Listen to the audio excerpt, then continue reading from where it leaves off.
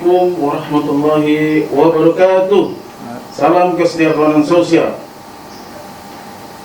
Jumpa lagi dengan saya Muhammad Satria dalam channel Bersatu Kata. Bersama saya Semari Satukan Karang Taruna.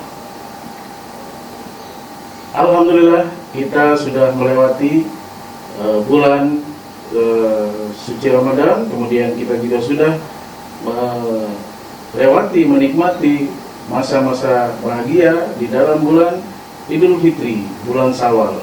Alhamdulillah bulan yang penuh kemenangan sudah kita lewati dengan rasa bahagia bersama handai tolan, bersama kerabat, bersama teman-teman. Dan kini dengan modal kemenangan kita arungi lagi kegiatan-kegiatan kita sehari-hari, terutama teman-teman, para subscriber, warga Karang Taruna, aktivis Karang Taruna yang kembali lagi mulai kita menjalankan aktivitas-aktivitas sosial. Para pejuang sosial yang saya banggakan, yang saya cintai, kali ini kita kembali membahas soal-soal yang terkait dengan Karang Taruna. Kali ini pembahasan tentang Karang Taruna kita mulai dari nol. Apa artinya? Kita mulai dari bagaimana memahami sejarah Karang Taruna. Teman-teman semua yang berbahagia dimanapun Anda berada di seluruh Indonesia, seringkali kita diingatkan untuk jas merah. Apa itu jas merah? Jangan sekali-kali melupakan sejarah. Kenapa sejarah itu penting? Karena sejarah itu mengandung filosofi. Sejarah itu mengandung makna yang luas bagi kita.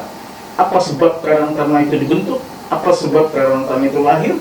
Dan bagaimana prosesnya? Tentu ini memiliki nilai, memiliki makna yang penting buat kita. Nah, banyak sekali teman-teman yang berkarang taruna di masyarakat, teman-teman yang menjalankan aktivitas sosial, tapi tidak paham bagaimana proses kelahiran Karang Taruna itu sendiri, bagaimana Karang Taruna itu kemudian lahir dan berkembang hingga hari ini kita menjadi penikmat dari Karang Taruna yang eksis, Karang Taruna yang kita jalani. Nah, teman-teman kami atau saya akan mengulas bagaimana sejarah kelahiran Karang Taruna secara nasional. Sebagaimana Peraturan Menteri Sosial Nomor 25 Tahun 2019 tentang Karang Taruna itu sendiri mengandung pengertian atau makna sebagai sebuah organisasi yang dibentuk oleh masyarakat sebagai wadah generasi muda untuk mengembangkan dirinya supaya tumbuh berkembang atas dasar kesadaran dan tanggung jawab sosial dari dan oleh untuk generasi muda. Dan orientasi dari mereka yang berhimpun di dalam Karang Taruna adalah untuk tercapainya kesejahteraan sosial bagi masyarakat. Jadi tercapainya kesejahteraan sosial bagi masyarakat artinya bukan hanya generasi muda, tapi khususnya adalah generasi muda untuk meningkat kesejahteraan sosialnya. Nah, itu pengertian Karang Taruna sendiri di dalam Permensos 25/2019. Nah, bagaimana pertama kali Karang Taruna muncul? Ya, untuk pertama kalinya entitas sosial yang kemudian dikenal dengan nama Karang Taruna secara luas kita itu muncul di kawasan Kampung Melayu, Jakarta Timur. Teman-teman mungkin sudah pada tahu tanggalnya karena setiap tahun kita keperingati, yaitu pada dekade tahun 60-an. Jadi dimulai pada 26 September 1960. Dari kawasan itu pula kemudian berpuluh-puluh tahun kemudian Karang Taruna tersebar luas merambah ke seluruh pelosok Nusantara. Nah, organisasi sosial Karang Taruna lahir dan mendapatkan momentum untuk tumbuh dan berkembang serta eksistensinya berjangkau luas untuk mendapatkan pijakan yang kokoh di berbagai pelosok Nusantara. Teman-teman, mungkin inilah uniknya Karang Taruna. Kenapa unik? Karena proses kelahirannya sangat-sangat berbeda, sangat-sangat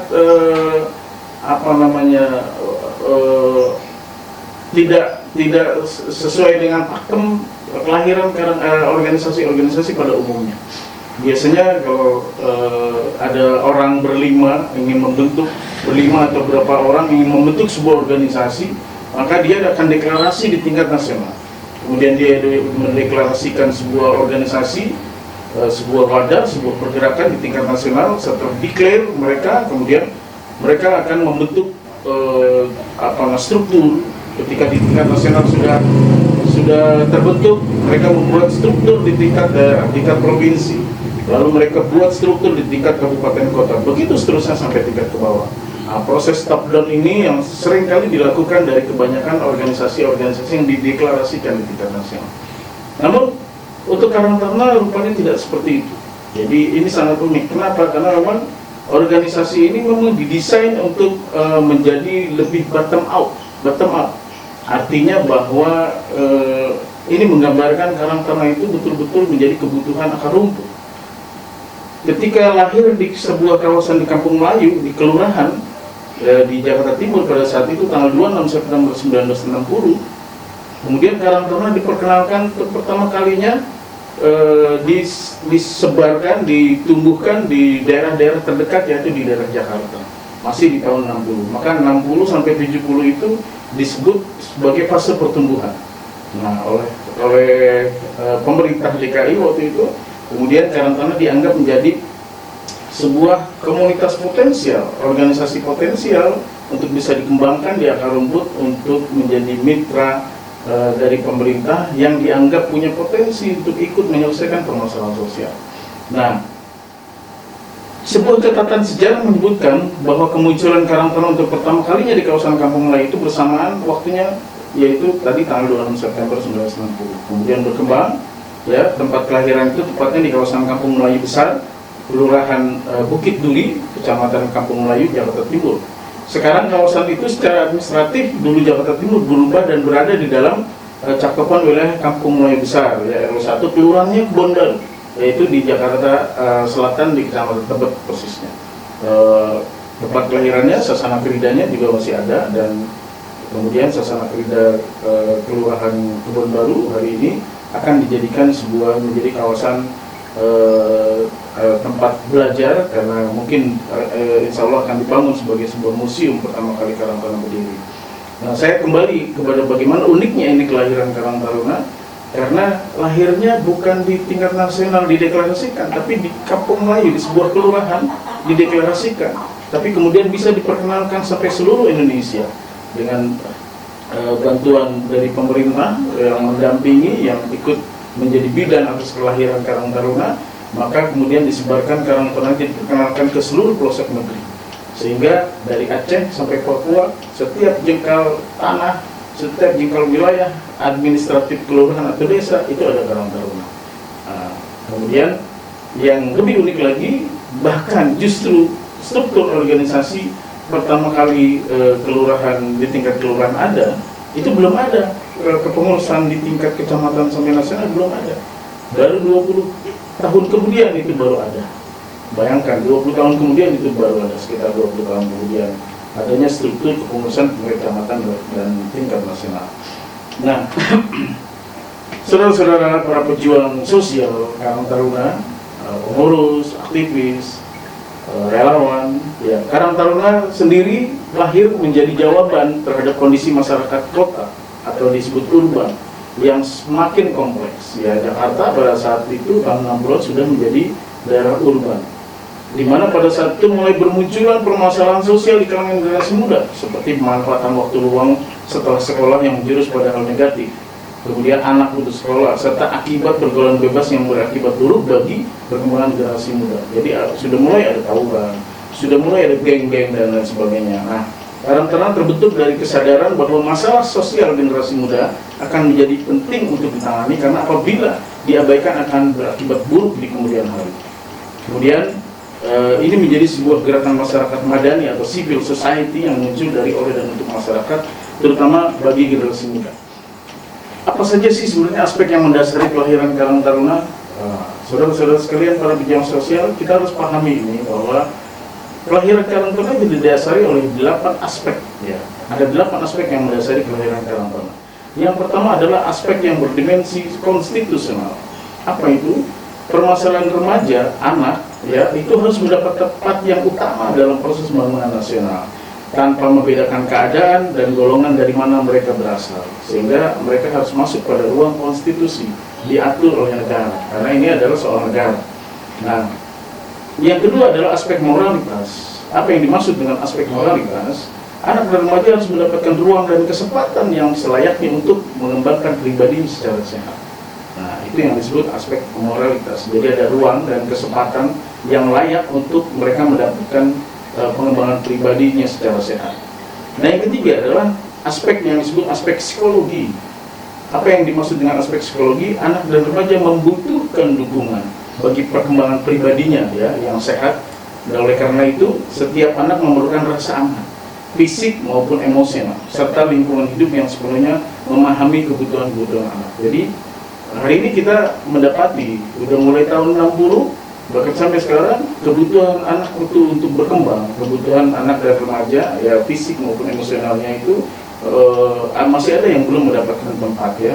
Masih banyak lingkungan, masih banyak orang tua yang belum memahami sepenuhnya kebutuhan-kebutuhan anak. Nah, inilah aspek psikologi yang mendasari kelahiran, salah satu aspek yang mendasari kelahiran Karang Taruna. Itu yang ketiga. Yang keempat adalah aspek demografi. Persoalan-persoalan yang bersinggungan dengan proses urbanisasi dan modernisasi, saudara-saudara, itu juga dirasakan akibat buruknya oleh anak dan remaja. Kenapa? Tentu semakin padat, ya, lingkungan jumlah penduduk yang semakin luas, semakin banyak, semakin bertambah. Tentu ruang-ruangnya juga akan menjadi semakin sempit ya. Nah, ini yang kemudian memerlukan perhatian. Nah, ini yang keempat adalah aspek demografi. Yang kelima adalah aspek pengembangan. Jadi banyak sekali keluarga yang tidak memiliki ruang yang cukup untuk mengembangkan karakter dirinya sebagai manusia yang bermartabat. Tentu akibat dari ini tentu bukan hanya pada keluarga juga memiliki anggota yaitu anak dan remaja, di mana mereka memerlukan pengembangan ya, dan tidak cukup ruang untuk melakukan pengembangan karakter diri. Ini yang membuat kemudian dibutuhkannya kelahiran Karang Taruna. Yang keenam adalah aspek edukasi ya, masih banyak anak dan remaja yang tidak punya kesempatan mengenyam pendidikan ya, akibat terbatasnya jumlah sekolah maupun karena alasan ekonomi. Dulu kesempatan belajar, kesempatan bersekolah itu juga sudah terhambat karena adanya alasan ekonomi ya, di kalangan orang tua, apalagi di konteks masyarakat urban ya. Apalagi mereka masyarakat urban itu kan cirinya banyak sekali pendatang ke ibu kota, yang kemudian mereka nggak usaha, urusan pendidikan, urusan kerja saja mereka masih banyak sekali mengalami hambatan, kesulitan. Kemudian yang ketujuh adalah aspek komunal. Jadi kebutuhan untuk hidup berkelompok ya merupakan mekanisme perlindungan diri. Jadi salah satu mekanisme perlindungan diri di daerah urban buat anak dan remaja adalah bagaimana kemudian mereka punya kesempatan untuk berkelompok. Kalau mereka mengembangkan konsep hidupnya berkelompok, mereka akan merasa aman ya. Nah, aman dari apa? Aman dari ancaman dan bahaya apabila mereka tidak diarahkan. Kelompok yang akan membawa ke arah kelompok ini kalau tidak diarahkan itu tentu akan membawa ke arah yang negatif. Tentu kalau kelompok ini dibina secara positif malah dia menjadi lebih produktif. Tapi kalau kecenderungan hidup berkelompoknya atau secara komunalnya mereka kemudian ke arah yang negatif, kelompoknya bisa nge-gang, kelompoknya misalnya ternyata pengguna narkoba, dan kelompoknya ternyata menjadi pemicu adanya tawuran, itu tentu ke arah yang lebih negatif.